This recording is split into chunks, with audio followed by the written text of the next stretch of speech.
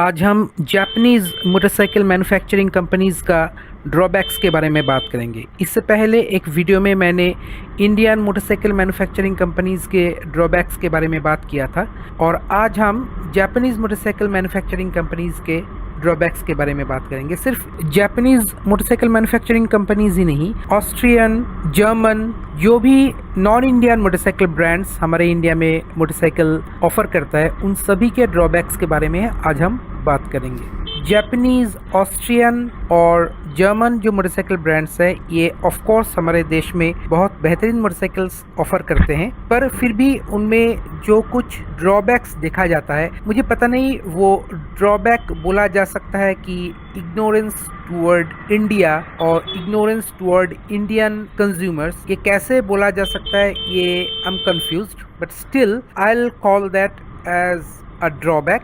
First तो है कि आउट ऑफ इंडिया जो कुछ मोटरसाइकिल्स, जो मॉडल्स, जो कुछ चीज़ें ये सब कंपनीज ऑफर करती हैं, इंडिया में वो हार्डली लाते हैं। और कभी कभी ऐसा भी होता है, बहुत सारे मॉडल्स यहाँ पे आता ही नहीं है, वो लाते ही नहीं है। वो सब हाई एंड मॉडल्स बोलिए या मिड एंड मॉडल बोलिए, जो कुछ भी है, बहुत सारा ऐसा मॉडल है जो कुछ बहुत बेहतरीन है। इंडियन कंज्यूमर्स उन सब मोटरसाइकिल्स के लिए वेट करते हैं, पर वो कभी भी इंडिया में वो लाते नहीं है, इंडिया में वो इंट्रोड्यूस नहीं करते हैं। जैसे कि होंडा का बहुत बेहतरीन मोटरसाइकिल्स आउट ऑफ इंडिया चलते हैं, पर वो कभी भी इंडिया में वो सब मोटरसाइकिल्स ऑफर नहीं करते हैं, वो सब लॉन्च नहीं करते, इंडिया में वो नहीं लाते हैं। यामाहा, ये तो एक बहुत ऐसे कंपनी है जो कि इंडियंस को बहुत नीची नज़र से देखते हैं। एक तो बाहर की देशों में उनका जो एकदम ताबड़तोड़ जो मशीन्स होते हैं, वो इंडिया में कभी भी लॉन्च नहीं करते हैं। इंडिया में वो सब मोटरसाइकिल्स का रेप्लिका वो लॉन्च करते हैं, वो भी सब कुछ खोल खाल के एकदम खाली खाली सा बना के इंडिया में लॉन्च करते हैं। और धीरे धीरे 5, 7, 10 सालों में एक व्हील में ABS, 2 साल बाद दोनों व्हील में ABS, 4 साल बाद UST फोर्क्स, 5 साल बाद कलर स्कीम, ये सब ऐसे करके इंस्टॉलमेंट में यहाँ पे धीरे धीरे वो अपडेट करते रहते हैं। पता नहीं उनके दिमाग में क्या चलता है। इंडियंस को क्या वो बुद्धू समझते हैं, या इंडियंस को क्वालिटी के बारे में पता नहीं है, इंडियंस क्वालिटी प्रोडक्ट्स खरीद नहीं सकते हैं, इंडियन का बाइंग कैपेसिटी नहीं है, क्या सोचते हैं, क्या समझते हैं, ये लोग हमको पता नहीं है। बेनेली भी ऐसा ही है।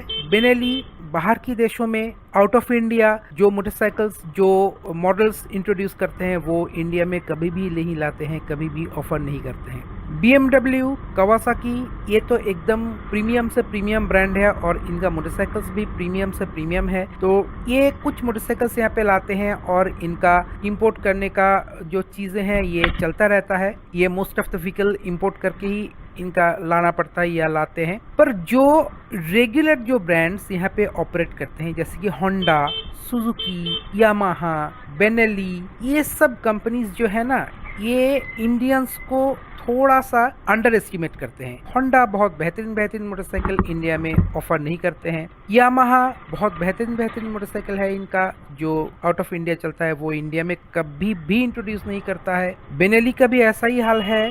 सुजुकी जो है, मैं सुजुकी फैन हूँ, पर सुजुकी का जो एक चीज़ मुझे बहुत ही खराब लगता है कि इनका प्रोडक्ट रेंज जो है, ये बाहर की देशों में, आउट ऑफ इंडिया में जैसे ये ऑफर करते हैं, जैसे नए नए प्रोडक्ट, नए नए क्वालिटी, नए नए व्हीकल, नए नए डिज़ाइन जो है, ये बाहर की देशों में ऑफर करते हैं, ये इंडिया में ऐसे ऑफर नहीं करते हैं। यहाँ पे इनका सिर्फ लिमिटेड एडिशन आता है, लिमिटेड प्रोडक्ट आता है, लिमिटेड वैरायटी आता है, लिमिटेड कलर ऑफरिंग्स आता है। वैसे सुजुकी का या किसी भी प्रीमियम ब्रांड का बहुत ज़्यादा कलर ऑफरिंग्स नहीं होता है। आप बेनेली को देख लीजिए, BMW को देख लीजिए, कावासाकी को देख लीजिए। तो ये सब कंपनीज जो है, जो प्रीमियम ब्रांड्स है, वो कभी भी अपने व्हीकल के कलर्स के साथ कोई रंगोली नहीं खेलता है, जैसे कि कुछ इंडियन कंपनीज करते हैं, वैसे कुछ नहीं किया जाता है। तो जो भी हो, सुजुकी का, मैं सुजुकी का फैन हूँ, फिर भी मुझे ये चीज़ खराब लगता है। और एक चीज़ सुजुकी का मुझे बहुत खराब लगता है, एक कलर लेके वो एक प्रोडक्ट लॉन्च करते हैं और 1 या 2 साल में वो कलर वो बंद कर देते हैं, उसके बाद नया कलर आता है। ये जो चीज़ें हैं ना, ये मुझे कुछ खटकता है, कुछ खराब लगता है। जैसे कि मैं हाल ही में जिक्सा 250 खरीदा हूँ, मुझे पसंद था वो ब्लैक एंड सिल्वर कॉम्बिनेशन वाला जो कलर है वो, पर जब मैं खरीदने गया तब तक वो कलर ऑब्सोलेट हो चुका था, वो कलर मैन्युफैक्चर नहीं हो रहा था। तो मुझे या तो मैट ब्लैक लेना पड़ता था, पूरा मैट ब्लैक, नहीं तो मुझे ट्राइटन ब्लू वाला लेना पड़ता था। ये दो ही चॉइस था, और सिल्वर ब्लैक का जो कॉम्बिनेशन था वो बाजार में अभी अवेलेबल नहीं है। तो ये जो चीज़ है ये सुजुकी का मुझे बहुत खराब लगता है। मुझे जो कलर पसंद है वो मैं 2-3-4 साल बाद नहीं ले सकता। और जो क्वालिटी का इशू के बारे में हम बात करेंगे, आउट ऑफ इंडिया इन सब कंपनीज का, जापानीज कंपनीज बोलिए, ऑस्ट्रियन कंपनीज बोलिए, जो कुछ भी बोलिए, बाहर की देशों में मतलब आउट ऑफ इंडिया इनका जैसे क्वालिटी होता है एकदम A++ ग्रेड का क्वालिटी होता है, एकदम टॉप नॉच क्वालिटी होता है।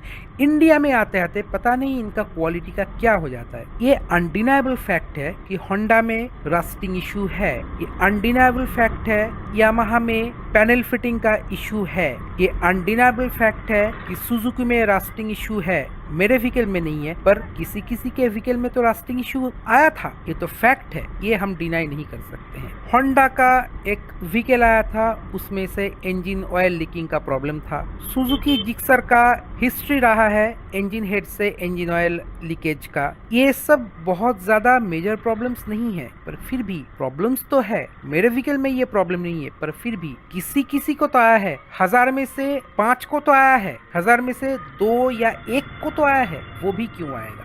हम जापानीज या ऑस्ट्रियन या जर्मन मोटरसाइकिल्स क्यों खरीदेंगे? उनका क्वालिटी के लिए, क्वालिटी एश्योरेंस के लिए हम ये सब ब्रांड्स की तरफ जाते हैं कि हाँ, इन कंपनीज का, इन लोगों का जो मोटरसाइकिल जो ये लोग हमारे देश में लाते हैं, तो उनका क्वालिटी एकदम टॉप नॉच होगा, एकदम A++ ग्रेड का होगा, जहाँ पे एक मन की शांति रहेगी कि हम ये प्रोडक्ट खरीदे हैं, ये एकदम टॉप नॉच क्वालिटी का है, ये कभी भी मुझे कोई दिक्कत नहीं देगी।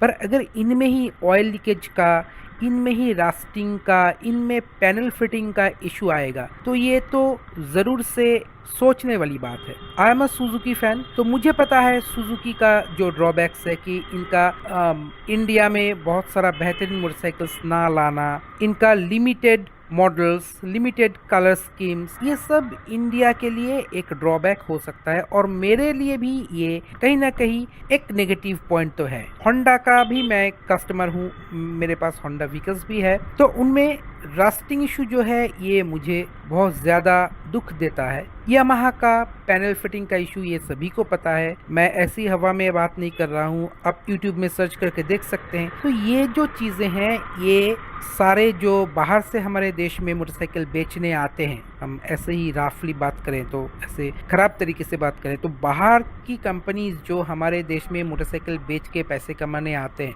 तो उनको ये ध्यान में रखना चाहिए कि इंडिया का जो बाइंग कैपेसिटी है, इंडियन पीपल का जो क्वालिटी के तरफ जो रुझान है, जो उनका टेस्ट है, ये सब अंडर एस्टिमेट करने के लायक नहीं है। इंडियंस का बाइंग कैपेसिटी बहुत ज्यादा है। हाँ, लिमिटेड पीपल में वो कैपेसिटी है, पर जिनके पास बाइंग कैपेसिटी है वो भी बहुत ज्यादा है। हमारे देश में, इंडिया में सोशियो इकोनॉमिक स्ट्रक्चर कुछ अलग तरीके से बना हुआ है, तो वेल्थ का डिस्ट्रीब्यूशन भी कुछ अलग तरीके से बना हुआ है यहाँ पे, इसलिए यहाँ पे बाइंग कैपेसिटी हर कैटेगरी के पीपल में नहीं है। कुछ एक कैटेगरी के पास ह्यूज बाइंग कैपेसिटी है, और वो भी कम नहीं है।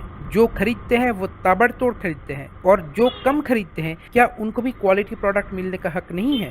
हम हमेशा से ये मानते हैं कि Japanese manufacturers, Austrian manufacturers, German manufacturers are quite matured in their production. तो वो जो टॉप नॉच मैच्योरिटी है वो हमारे इंडियन लॉन्च्ड प्रोडक्ट में हमको कुछ कम ही दिखाई देता है। Being a Japanese motorcycle fan, मुझे ये सब चीजें खटकती है। इंडिया का एक कंपनी है हीरो मोटोकॉर्प, जो कि होंडा के साथ पहले काम करता था, हीरो होंडा नाम था, अभी वो अलग हो गया हीरो। उनके प्रोडक्ट्स के बारे में मुझे कुछ खास कंप्लेंट नहीं होता है, क्योंकि उनका प्रोडक्ट्स बहुत ही रिलायबल होता है, बेहतरीन होता है। जैसे उनका प्राइस होता है वैसे उनका क्वालिटी होता है। बहुत ज्यादा टॉप नॉच क्वालिटी भी नहीं है, क्योंकि उनका प्राइस बहुत ज्यादा टॉप नॉच नहीं है। बहुत इन्फीरियर क्वालिटी का भी उनका प्रोडक्ट नहीं होता है, एकदम एट पार होता है। ये हीरो जो कंपनी है, ये मुझे बहुत ज्यादा पसंद है इन सभी जापानीज और इंडियन कंपनीज से। तो जो भी हो, जैसे इंडियन कंपनीज का बहुत सारा ड्रॉबैक्स है, नॉन इंडियन कंपनीज का भी कुछ ड्रॉबैक्स है जो कि मुझे खटकता है, जो कुछ उन कंपनीज को इम्प्रूव करना चाहिए। तो दोस्तों अभी के लिए बस इतना ही। अगर ये वीडियो आपको अच्छा लगा तो लाइक, शेयर और सब्सक्राइब करना मत भूलिए। मिलते हैं अगले वीडियो में, तब तक देखते रहिए।